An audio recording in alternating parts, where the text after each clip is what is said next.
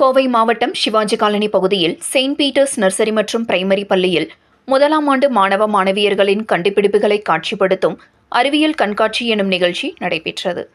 கோவை மாவட்டம் சிவாஜி காலனி பகுதியில் Saint Peter's nursery மற்றும் பிரைமரி பள்ளி எனும் பள்ளி கடந்த 25 வருடங்களாக இயங்கி வருகின்றது.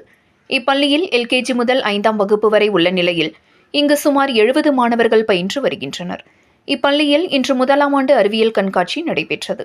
இக்கண்காட்சியினை சிறப்பு விருந்தினராக கலந்து கொண்ட அனைத்து சமூக மக்களுக்கும் உதவும் பேரவை அமைப்பின் நிறுவன தலைவரும் சமூக ஆர்வலருமான வழக்கறிஞர் புஷ்பானந்தம் ரிப்பன் வெட்டி துவக்கி வைத்தார். இதில் மாணவ மாணவியர்களின் பல்வேறு கண்டுபிடிப்புகள் காட்சிப்படுத்தப்பட்டது.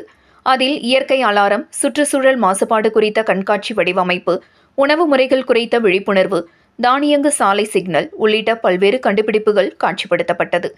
இதில் சிஎஸ்ஐ தேவாலயத்தின் பாதிரியார் நெல்சன் சதீஷ்குமார், ஓய்வு பெற்ற முன்னாள் கால்நடை மருத்துவர் மெய்திரு அண்ணல், பள்ளியின் தாளாளர் டாக்டர் ஐசக் கிறிஸ்டியன் மோசஸ், பள்ளியின் தலைமை ஆசிரியர் தாய் Romola Vanmathi, doctor Catherine Maria, Dhanabhagyam, லினிப் பிரான்சிஸ், மகாலட்சுமி, நிஷானா, வழக்கறிஞர் குமாஸ்தாக்கள், ஜபா, வர்ஷாவர்ஷினி, மோகன்ராஜா, லக்ஷ்மி, செல்வராஜ், திவ்யா, தனபால், ஷாஜகான், பழனியப்பன் மற்றும் மாணவ மாணவியர்களின் பெற்றோர்கள் உள்ளிட்ட பலர் கலந்து கொண்டு மாணவ மாணவியர்களின் கண்டுபிடிப்புகளை கண்டு ரசித்து அவர்களுக்கு வாழ்த்துக்கள் தெரிவித்தனர் என்பது குறிப்பிடத்தக்கது.